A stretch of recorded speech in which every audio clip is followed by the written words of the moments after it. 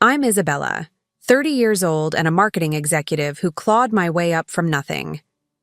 Last year, I married Nathan after a whirlwind romance that felt like a fairy tale. His wealthy family welcomed me with open arms, or so I thought. Then came the family meeting where my mother-in-law Judith stared directly at me and said, "You're family now. Pay your share." She demanded half my salary. "That's only right." My husband nodded in agreement. Before I tell you what happened, next, drop a comment telling me where you're watching from and subscribe if you've ever dealt with entitled family members. Trust me, you'll want to stick around for what I did next. I wasn't born with a silver spoon in my mouth. My parents were hardworking people who instilled in me the value of education and independence. Mom worked 2 jobs as a nurse's aide while Dad drove trucks across the country. We never had much, but they sacrificed everything to make sure I could attend college. Even with their help, I took out substantial student loans and worked 30 hours a week at a coffee shop while maintaining a 3.8 GPA.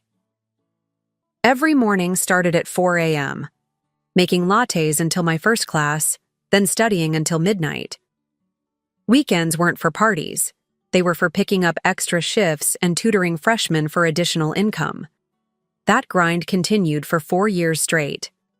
After graduation, I started at Bailey Marketing Group as an intern making coffee runs and organizing spreadsheets. I lived in a tiny studio apartment with 3 roommates, eating ramen for dinner most nights so I could make my student loan payments on time. Each promotion came because I stayed late, volunteered for the projects nobody wanted, and delivered results that exceeded expectations. 6 years of relentless work later, I became the youngest executive in the company's history. I met Nathan at the annual Marketing Innovation Conference in Chicago. He represented his family's investment firm, Campbell Investments, looking to expand their marketing division. I noticed him during my presentation on digital strategy transformation. While most attendees were taking notes, Nathan maintained unwavering eye contact, a slight smile playing on his lips.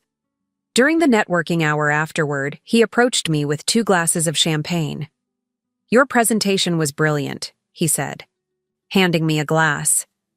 "You managed to make ROI metrics sound poetic." Nathan was undeniably charming with his deep blue eyes, perfectly styled brown hair, and tailored suit that screamed old money. His confidence was magnetic, and his attention made me feel special. We exchanged business cards, and he texted me that same evening asking for dinner. Over truffle risotto and expensive wine, conversation flowed effortlessly. Nathan listened intently as I shared my journey, seemingly impressed by my drive. Our courtship was a whirlwind of fancy restaurants, weekend getaways to wine country, and thoughtful gifts. Nathan was attentive, romantic, and seemed genuinely proud of my accomplishments. Yet, looking back, there were subtle red flags I chose to ignore. When I mentioned wanting to save for a down payment on a condo, he laughed lightly and said, "Why worry about real estate when you could just marry into it?" I took it as a joke at the time. 3 months into dating, Nathan invited me to meet his family at their lake house.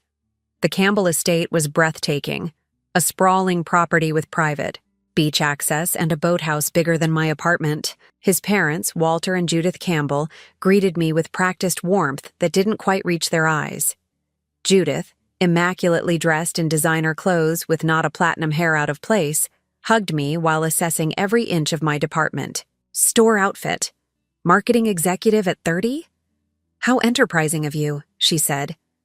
Though I always found corporate careers so exhausting, I chose family instead. Her tone suggested one choice was clearly superior.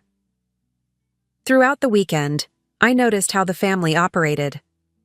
Walter controlled all conversations about money. Nathan deferred to his father on every decision. His sister Rebecca and her husband, Daniel, seemed to exist in a strange limbo of financial dependency and reluctant gratitude. Everyone praised the family business like it was a religion. Despite the undercurrents, Nathan proposed 6 months later with a family heirloom ring. "Join our family," he said, "not build a life with me." Still, I was in love and said yes. The wedding was lavish, paid for entirely by the Campbells with minimal input from me or my parents, who felt distinctly out of place among the country club crowd. The first few months of marriage were happy. We moved into a beautiful condo that Nathan owned, or rather was owned by a Campbell family trust. I continued excelling at work while Nathan handled accounts for select family clients. Yet subtle changes began. Nathan started suggesting I didn't need to work such long hours. He questioned my business trips. When my year-end bonus came, he immediately brought up renovating the kitchen with our money. "We should combine all our accounts," he suggested one evening. "That's what married couples do." I hesitated, having always maintained my financial independence. "Maybe we can keep some separate accounts for personal expenses?" His face tightened momentarily before relaxing into a smile that didn't reach his eyes. "Whatever makes you comfortable, sweetheart. We have plenty of time to become a proper family." Looking back, I should have recognized that controlling financial decisions wasn't just a quirk of Nathan's personality. It was the Campbell family business model, and I was their newest acquisition. The first real test of our marriage came 8 months in when Nathan lost his job. The investment firm he worked for, outside the family business, underwent restructuring and eliminated his entire department. I found him sitting in our dark living room one evening, tumbler of whiskey in hand. "They let everyone go," he said flatly, "effective immediately." My heart went out to him. I knew how much he valued his independence from the family business, even if it was largely symbolic. I sat beside him, taking his hand in mine. "We'll be okay," I assured him. "My job is secure, and you're incredibly talented. You'll find something even better." For the first month, I supported him emotionally and financially without complaint. I took on extra projects at work to ensure our income remained stable. Nathan spent his days supposedly updating his resume and networking, though I rarely saw evidence of actual job applications. Whenever I suggested opportunities, he found reasons why they weren't suitable. "That position is beneath my qualifications," or "that company has a terrible culture," became common responses. When his father called offering a position at Campbell Investments, I expected Nathan to continue his stated goal of building his own career path. Instead, he hesitated. "It's complicated," he said when I asked why he wouldn't interview elsewhere. "The family business is going through some transitions. Dad might need my help specifically." Despite my encouragement to explore all options, Nathan grew increasingly resistant to job searching outside the family fold. Meanwhile, our expenses mysteriously increased. Nathan insisted on maintaining our lifestyle, which included country club memberships, weekly dinners at expensive restaurants, and his golf outings, with important connections. When I gently suggested cutting back until he found employment, he looked genuinely confused. "Why would we decrease our standard of living? Your salary covers the basics." I was stunned. My executive salary was indeed substantial, but it wasn't designed to support 2 people living luxuriously while also saving for our future and paying my student loans. Still, I didn't push the issue, not wanting to hurt his pride during a vulnerable time. Then came the in-laws' increasing presence in our financial discussions. Judith began dropping by unannounced, often when Nathan was home alone. After these visits, he would approach me with new financial considerations. "Mom thinks we should contribute to their anniversary party. Everyone in the family is pitching in $5,000. Dad mentioned their investment group has an opportunity, but we'd need to put in at least $10,000 to participate." Each time I would ask questions about the details, return on investment, or why his unemployed status didn't exempt us from these family obligations. Nathan would become defensive. This is how families support each other. The Campbells take care of their own. My promotion at work should have been purely celebratory. After landing 3 major clients and developing a revolutionary campaign strategy, Bailey Marketing made me Chief Marketing Strategist with a 40% pay increase. I was ecstatic and called Nathan immediately. "That's great, babe," he said, his enthusiasm noticeably muted. "We should celebrate. I'll make dinner reservations at La Maison." That evening, rather than focusing on my achievement, the conversation quickly turned to what my increased salary meant for our future. Nathan had apparently already discussed my promotion with his parents. "Mom and Dad are so impressed," he said, swirling expensive red wine in his glass. "Dad said this is perfect timing since the annual family investment pool is coming up. With your raise, we can finally contribute our fair share." I nearly choked on my wine.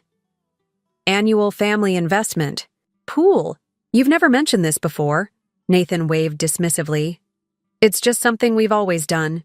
Everyone contributes based on their capacity, and the family financial advisor invests it collectively. The returns have been excellent." "And how much would our fair share be?" I asked cautiously. "Just 30% of your annual income," he replied as if requesting spare change. Everyone does it. The pressure intensified when Judith called to personally congratulate me on my promotion. After brief pleasantries, she segued smoothly into financial expectations. "Nathan tells me you're hesitant about the family investment strategy," she said, voice dripping with disappointment. "Rebecca and Daniel contribute 40% of their income, despite having children to support. Family commitments should always come first, Isabella." I felt increasingly uneasy, but tried to maintain boundaries without creating conflict. "I'm still adjusting to our new financial situation with Nathan between jobs. Once things stabilize, we can discuss long-term investment strategies." Judith's tone chilled. "Campbell family members understand sacrifice for the greater good. I thought you shared our values when you married my son." After ending the call, I immediately phoned my college friend Emily, the only person in my life completely removed from the Campbell sphere of influence. Over video chat, I explained the mounting financial pressures. "This sounds extremely controlling," Emily said, forehead creased with concern. "Why are his parents dictating how you spend your money? And why is Nathan okay with this?" "They frame everything as family tradition or Campbell values," I explained. "Questioning it makes me the outsider who doesn't understand family loyalty."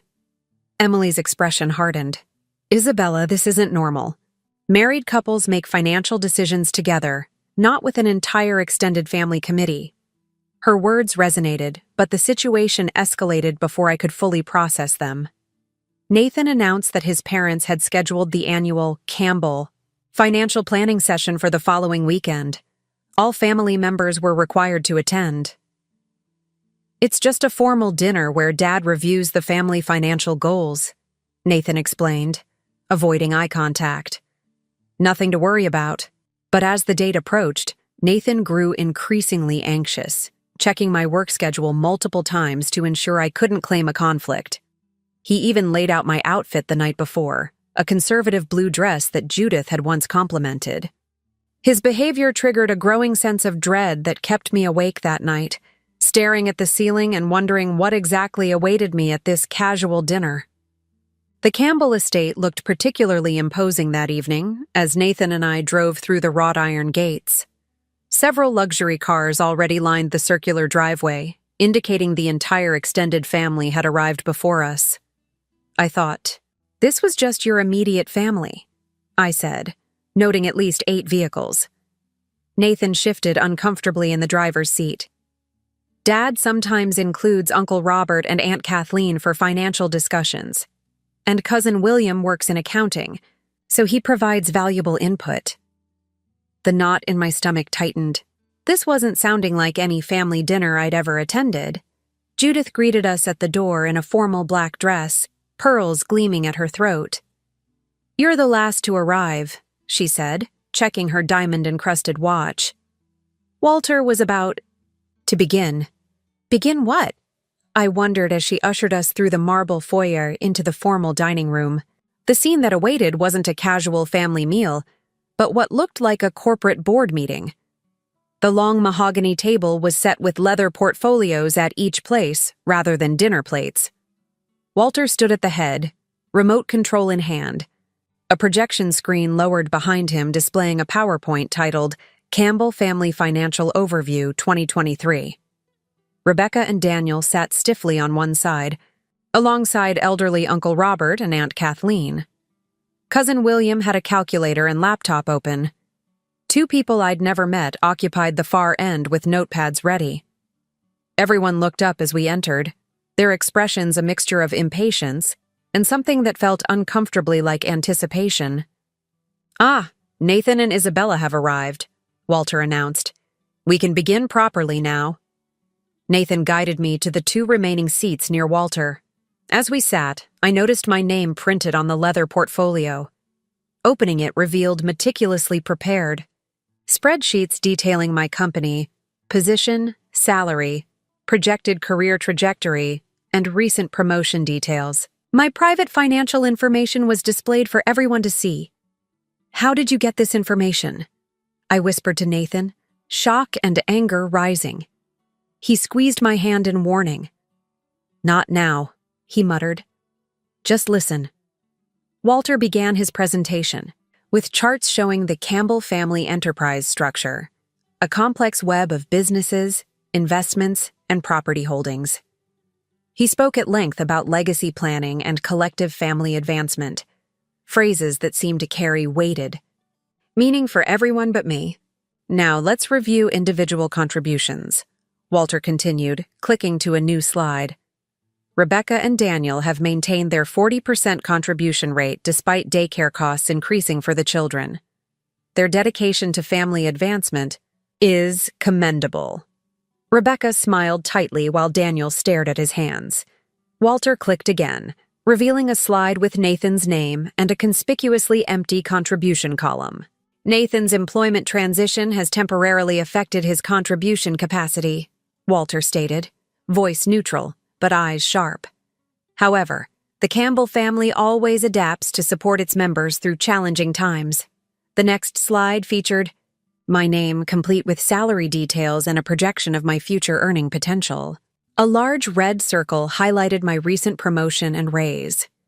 "This brings us to our newest family member, Isabella," Walter continued, nodding in my direction. "Your professional success presents an opportunity to meaningfully participate in family financial advancement for the first time." The room's attention shifted to me, the weight of their collective gaze suffocating. Judith leaned forward, perfectly manicured nails tapping against the table. "Your family now, Isabella," she declared. "Pay your share. The Campbell family pool requires 50% of your income." The silence that followed felt eternal. I looked at Nathan, expecting him to defend me or express shock at this outrageous demand. Instead, he nodded in agreement. "That's only right," he said, avoiding my eyes. "We all contribute what we can." Blood rushed to my ears as betrayal washed over me. 50% of my income. Half of everything I'd worked for, demanded by people who'd contributed nothing to my success. My hand trembled slightly as I closed the portfolio containing my financial information, obtained without my knowledge or consent. "This is quite unexpected," I managed to say, fighting to keep my voice steady. "I'll need time to consider such a significant financial commitment." Judith's smile tightened. "There's nothing to consider. Campbell family members pool resources. It's how we've built our legacy." Uncle Robert nodded sagely. "When I married Kathleen, my first bonus went entirely to the family fund. Didn't question it for a moment." "And look at Rebecca and Daniel," Judith continued. "They contribute faithfully despite having 2 children in private school." Rebecca's smile didn't reach her eyes. Something in her expression hinted at a deeper story, a resignation that sent a chill through me. Walter clicked to another slide showing a family tree with financial figures beside each name. "Every Campbell contributes according to their ability. With your recent promotion, your ability has significantly increased." The family business's financial struggles became apparent as Walter continued his presentation. Reading between the lines of corporate jargon, it seemed the Campbell Investments had overextended itself on several ventures. They weren't asking for my contribution, they were depending on it. Nathan placed his hand over mine in what appeared to others as a supportive gesture, but I felt the pressure in his fingers. "Sweetheart, we discussed supporting the family. This is what that looks like." We had never discussed anything of the sort. The room seemed to close in around me as I realized the magnitude of the manipulation at play. This wasn't a sudden decision, but a carefully orchestrated plan, perhaps in motion since Nathan first approached me at that conference. "I need some time to process this," I said finally, surprising myself with how calm I sounded despite the storm raging inside me. "There's nothing to process," Judith said sharply. "This is a family obligation." A moment of clarity struck me as I looked around the table at the expectant faces. This was a test, one designed for me to fail unless I capitulated completely. But I hadn't climbed from poverty to executive leadership by surrendering at the first sign of intimidation. "I understand family obligations," I replied carefully. "But I also believe in thorough financial planning. I'll need to review how this affects our household budget, retirement savings, and my student loan repayment schedule. I'm sure you appreciate the importance of due diligence, Walter." Using his own corporate terminology created a momentary impasse. Walter nodded reluctantly, respecting the language of business if nothing else. "1 week should be sufficient for your review," he conceded. Nathan shot me a warning glance as conversation shifted to other family financial matters.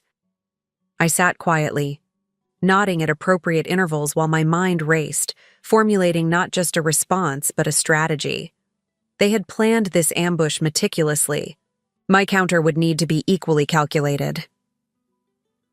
As we drove home in tense silence, I realized this wasn't just about money. It was about power, control, and whether I would surrender my autonomy to become another Campbell acquisition. Nathan attempted several times to begin a conversation, but I pleaded exhaustion, buying precious time to think. That night, as Nathan slept soundly beside me, I stared at the ceiling and made a decision. I'd give the Campbells exactly what they deserved. A response that would leave them speechless. The morning after the family meeting, I called in sick to work for the first time in my career. Once Nathan left for his recently acquired position at Campbell Investments, I began my counteroffensive. My first call was to Charlotte Reynolds, a financial advisor I'd met through a women's business leadership conference. Unlike the Campbells' financial team, Charlotte had no connection to my husband's family. 50% of your income without prior discussion or agreement? Charlotte's professional demeanor cracked slightly. "Isabella, that's not just financially unsound, it may constitute financial abuse." Those words hit me hard. Abuse. I'd always associated that term with physical violence or emotional cruelty, not spreadsheets and family investment pools. "What are my options legally?" I asked. "First, we need to understand exactly what's happening with your finances. Bring me everything: bank statements, tax returns, investment accounts, property documents, everything." I spent the day gathering financial records and realized how little I actually knew about our complete financial picture. Nathan handled bill payments from our joint account, which I contributed to regularly. But beyond that, I had limited visibility into where our money actually went. 3 days of intensive financial forensics with Charlotte revealed disturbing patterns. Since our marriage, substantial sums had transferred from our joint account to various Campbell family entities. The household expenses Nathan cited to justify increasing my contributions were largely payments to Campbell-owned properties and businesses. More alarming were the credit card statements Charlotte helped me obtain. Nathan had opened several cards in both our names, accumulating nearly $70,000 in debt I knew nothing about. Many charges were for gifts to his parents, family business expenses, and luxury items for himself. He's legally exposed you to significant liability, Charlotte explained. As his spouse, you could be responsible for these debts despite having no knowledge of them. My shock turned to cold anger when we discovered the most damning evidence: emails between Nathan and his parents discussing my career prospects before we even met. Target acquired at Chicago conference, Nathan had written just days after our first meeting. Promotion track looks promising. Estimated value potential exceeds projections. They had researched me, targeted me for my earning potential, and orchestrated our entire relationship as a financial acquisition. Armed with mounting evidence, I expanded my support network cautiously. I contacted Emily, who immediately offered her guest room if needed. I consulted Sandra Miller, an attorney specializing in family financial disputes, who helped me understand my options and protection strategies. At work, I approached my boss, Richard, with a carefully framed version of my situation. I'm dealing with some complicated personal financial matters that may require flexibility with my schedule over the next few weeks. Richard's response surprised me. Isabella, I noticed you've been under unusual stress. If there's anything the company can do to support you professionally during this personal challenge, just ask. His simple kindness nearly broke my composure, but I maintained professionalism. Actually, there is something. Could we temporarily direct my paychecks to a different account? I'm restructuring my banking arrangements. Of course, HR can handle that immediately.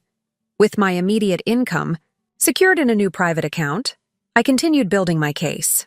Charlotte helped me document every financial transaction since meeting Nathan. Sandra advised me on legally protecting my assets. Emily provided emotional support during late-night calls when the betrayal felt too heavy to bear alone. The confrontation with Nathan came sooner than I planned. He discovered the paycheck redirection when his father called, asking why my contribution hadn't arrived in the family account. "What the hell is this about?" Nathan demanded, waving his phone showing a text from Walter. I maintained calm, having anticipated this moment. "I'm reviewing our financial situation as I mentioned at the family meeting." "There's nothing to review," he snapped. "The contribution is expected. Period." "Nathan, you and your family opened credit cards in my name without my knowledge. You've transferred thousands from our joint account to Campbell businesses without consulting me. You researched me as a financial target before we even dated. Which of these would you like to explain first?" His face cycled through shock, anger, and calculation before settling on a condescending smile. "You're being ridiculous. I'm your husband. Financial decisions are my responsibility. Show me where I agreed to that arrangement. This is how marriages work, Isabella. The Campbells have built generational wealth through family loyalty. Your paranoid investigation is embarrassing and shows how little you understand about real family values." His gaslighting attempt was textbook. 6 months ago, it might have worked, making me question my own perceptions. Now, backed by evidence and allies, I stood firm. Marriages work through honesty and partnership, not exploitation. Nathan switched tactics, eyes suddenly brimming with tears.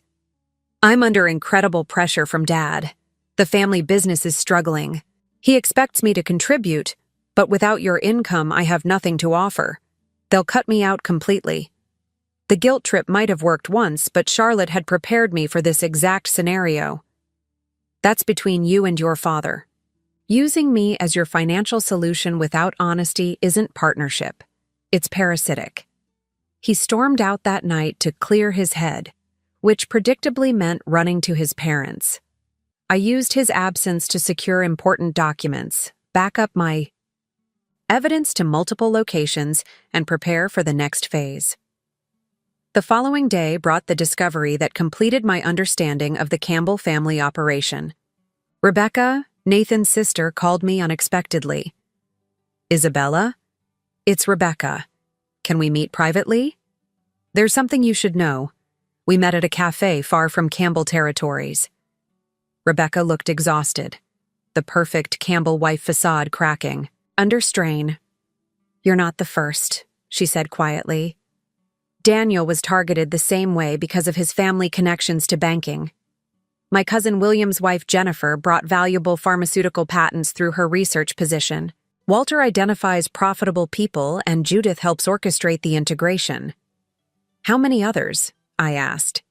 "At least 5 marriages in the extended family.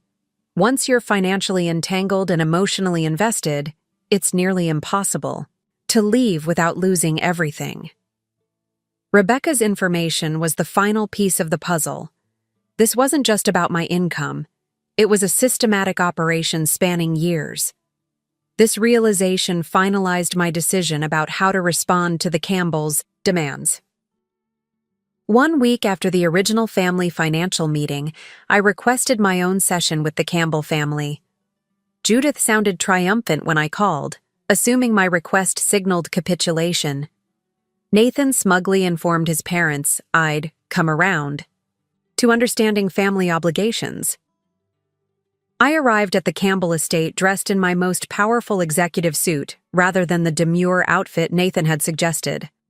I carried a professional portfolio and a small rolling briefcase. The family assembled just as before, with Walter at the head of the table, ready to ceremoniously welcome me into the fold of contributors. "Isabella has requested this special session to formalize her commitment to family advancement," Walter announced, as I took my position not in the submissive seat beside Nathan, but at the opposite end of the table.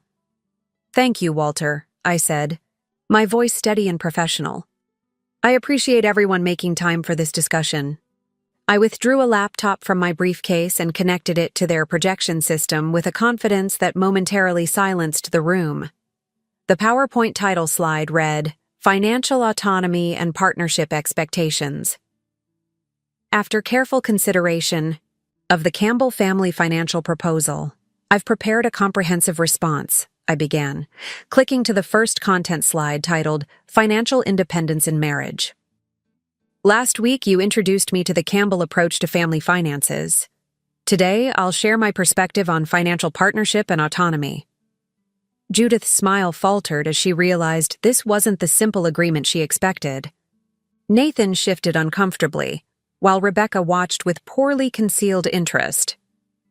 I methodically presented slides defining healthy financial boundaries in marriage, statistics on financial abuse, and legal frameworks protecting individual assets. The family's expressions shifted from confusion to indignation as they realized this was not a surrender, but a counteroffensive. "These academic definitions are irrelevant to family business," Walter interrupted. "We have traditions that supersede conventional arrangements." "I respect traditions, Walter, which is why I've thoroughly examined the Campbell family financial history." I clicked to a slide showing a timeline of the family's business activities, including the strategic marriages Rebecca had confirmed. Nathan's face paled. "Isabella, this is inappropriate." "What's inappropriate is conducting financial due diligence on prospective spouses as acquisition targets," I replied evenly, revealing the email where Nathan had referred to me as a target with value potential. Gasps.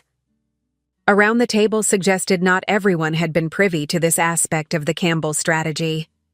Aunt Kathleen looked particularly disturbed, glancing accusingly at Uncle Robert. Judith attempted to regain control. "You're misinterpreting perfectly normal family communications." "Am I?" I clicked forward to documentation of the unauthorized credit accounts opened in my name, the systematic transfers from our joint account to Campbell businesses, and the correlation between my promotion timeline and the sudden urgency of family contributions. "This is a complex business arrangement, disguised as family tradition," I continued, "and while I agreed to marry Nathan, I never consented to financial absorption by Campbell Investments." Nathan stood abruptly. "Enough. You're my wife. Your financial decisions should align with mine. That's exactly what we need to discuss." I turned to face him directly. "I see 2 options forward: marriage counseling with financial transparency and revised boundaries, or divorce with full financial separation."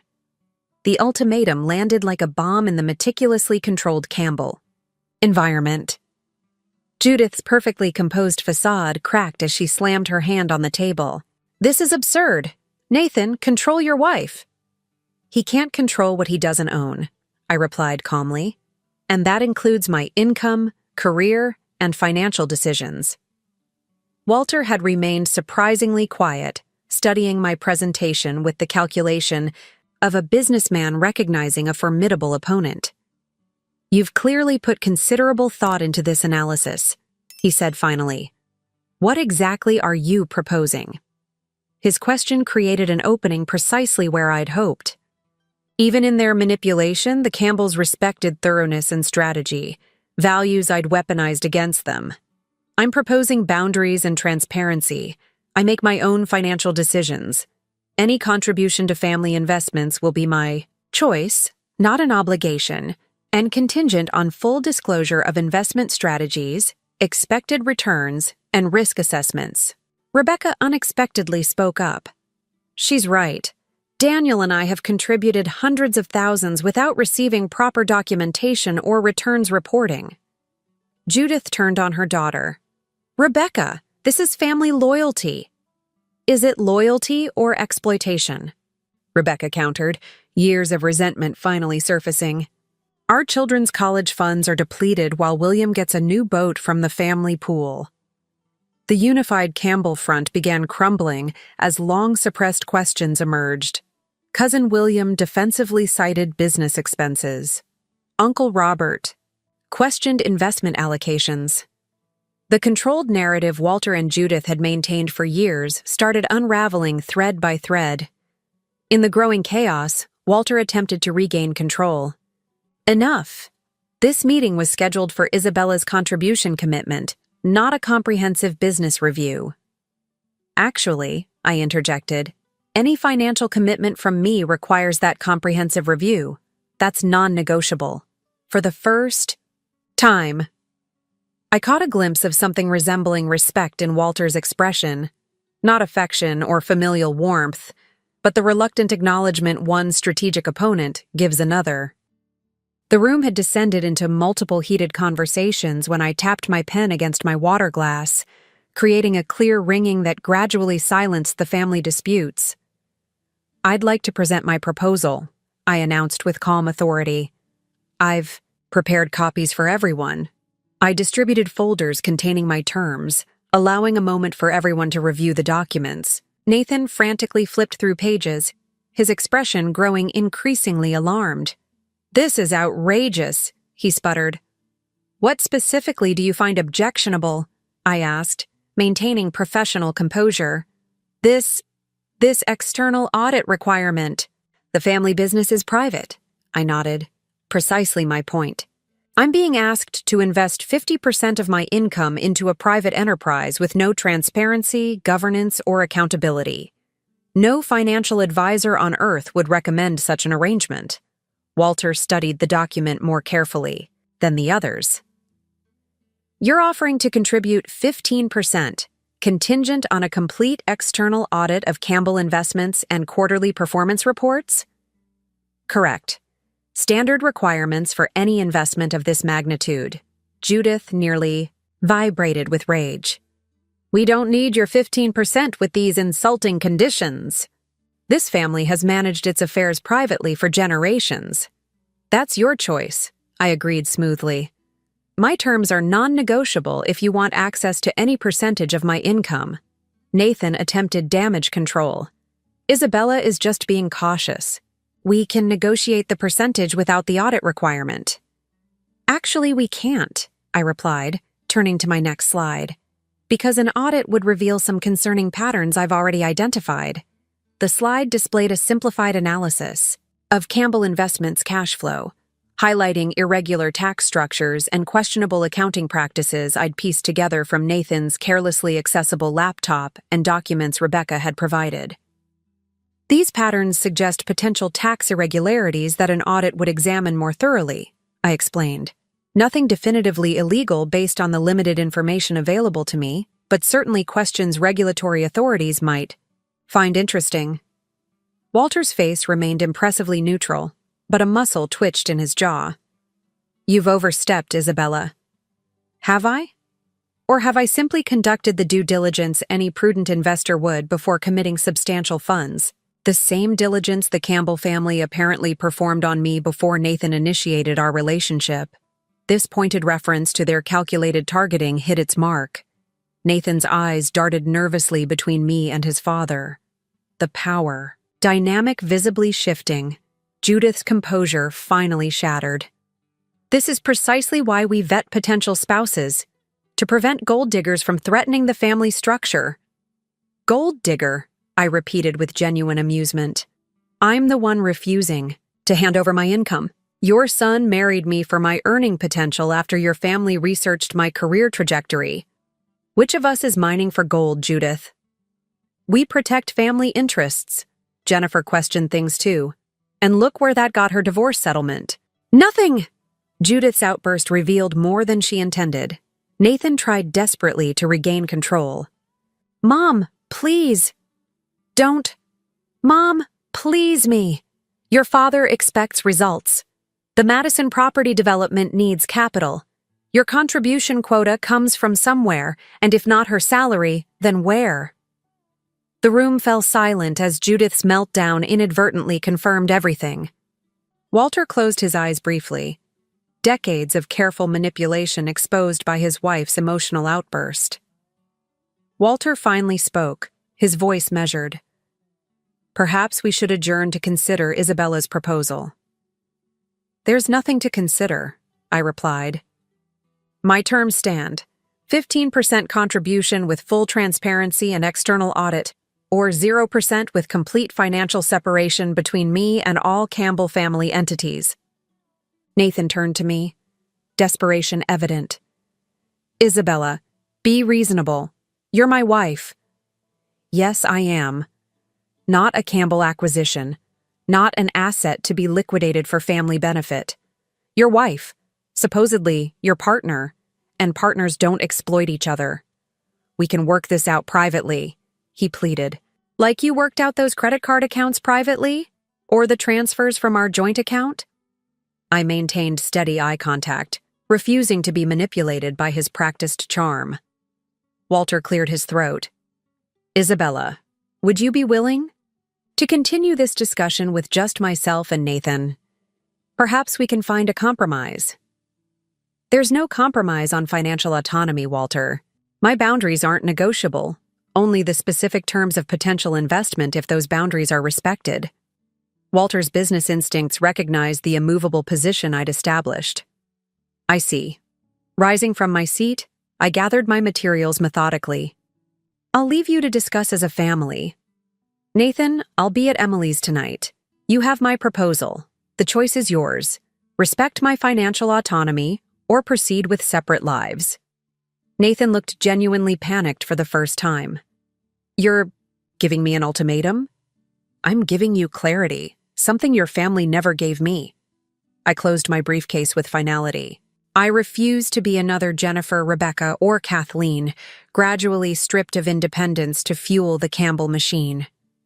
The mention of these names, these women whose financial autonomy had been systematically dismantled, visibly impacted the room. Uncle Robert glanced guiltily at Aunt Kathleen. Rebecca sat straighter, something like hope crossing her features. "This family has confused control with connection, exploitation with loyalty," I continued. "I won't participate in that confusion any longer." With that, I walked out, leaving behind a tableau of shocked faces. No one tried to stop me as I crossed the marble foyer and stepped into the evening air, drawing my first full breath in what felt like years. In my car, hands slightly shaking from adrenaline, I texted Emily that I was on my way. Whatever happened next, I had reclaimed my agency. The Campbells could keep their dysfunctional financial empire. I would keep my hard-earned autonomy. The days following my confrontation with the Campbell family were surprisingly peaceful, despite the upheaval. I stayed at Emily's apartment, sleeping better on her lumpy guest futon than I had in months in my luxury condo. The weight of navigating, Campbell expectations had been exhausting in ways I hadn't fully recognized until freed from them. Nathan called repeatedly, texts cycling through anger, guilt-tripping, and eventually negotiation. Walter sent a formal email proposing modified terms that still preserved Campbell control while creating an illusion of transparency. Judith remained silent, her weaponized charm rendered ineffective against someone who had seen behind the curtain. The most unexpected communication came from Rebecca, a simple text reading, "Thank you for saying what some of us couldn't." Week after my ultimatum, Nathan requested to meet at a neutral location, a coffee shop downtown. He arrived looking uncharacteristically disheveled, the Campbell polish tarnished by stress. "I've been thinking about everything you said," he began, after awkward greetings. "You're right that there's been deception, but I truly do love you, Isabella. That wasn't fabricated." "Love without respect isn't love," I replied simply. "Did you respect me when researching my income potential before approaching me? When opening credit cards in my name? When agreeing to surrender half my salary without consultation?" Nathan flinched. "My relationship with my parents is complicated. The pressure to contribute, to maintain status within the family?" "I understand family. Pressure. What I don't understand is making me an unwitting resource rather than a partner." Our conversation lasted hours, moving through painful honesty to tentative possibility. Nathan revealed his own struggles with Campbell expectations, the constant measurements against shifting standards, the conditional love tied to financial performance. "It's all I've ever known," he admitted. "Financial worth equaling personal worth." His vulnerability seemed genuine, but experience had taught me to verify, not trust blindly. If we have any chance moving forward, we need complete financial separation for at least 6 months, weekly couples counseling, and your commitment to establish boundaries with your parents. Nathan agreed to all terms, though whether from genuine change or temporary accommodation remained to be seen. Time would tell if he could truly extract himself from toxic family patterns. The professional fallout was minimal, to my relief.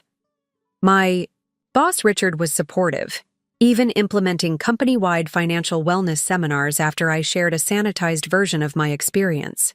My performance remained excellent, perhaps even improved without the constant drain of Campbell machinations. More surprising was the aftermath within the Campbell family itself. My stand created fissures that widened into significant cracks in their unified front. Rebecca and Daniel implemented their own financial boundaries, reducing contributions and requesting documentation. Aunt Kathleen began questioning long-accepted family financial traditions. The carefully constructed hierarchy Walter and Judith had maintained for decades began wobbling under scrutiny. Walter ultimately respected my terms, though not from ethical awakening but pragmatic recognition of potential legal and regulatory consequences if I shared my findings more widely. Our interactions remained strictly businesslike on the rare occasions we met. Judith never forgave what she perceived as betrayal of family loyalty. To her, my boundary setting represented a fundamental character flaw rather than healthy self-protection. Her disapproval became a strange badge of honor, confirmation I'd disrupted a system that shouldn't have existed. The most meaningful development came 6 months after my confrontation. Rebecca invited me to lunch, bringing her friend Jennifer, the pharmaceutical researcher Judith had inadvertently mentioned during her outburst. "Your stand inspired me to rebuild," Jennifer explained. "I lost nearly everything financially when I divorced William, but hearing how you confronted them gave me courage to fight for my patent rights." This connection led to an informal support network for others affected by financial control dynamics, not just within the Campbell sphere, but beyond.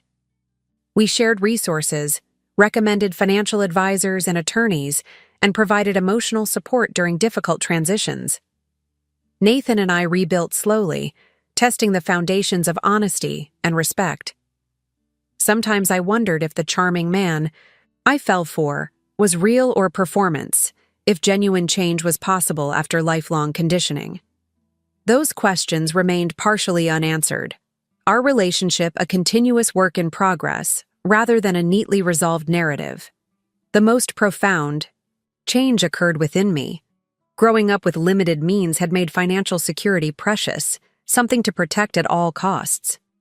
The Campbell experience taught me that true security comes not just from money, but from autonomy, transparency, and genuine partnership. I realized that wealth without agency is another form of poverty. Prestigious addresses and luxury brands mean nothing if you've surrendered your voice in the process. The appearance of affluence often masks insidious control, golden handcuffs that tighten so gradually you don't notice until they're locked. Today, I protect my financial independence, not from fear but self-respect. I contribute to joint expenses and investments with Nathan based on clear agreements and transparent accounting. Our financial discussions might seem excessively documented to outsiders, but that structure has rebuilt trust between us.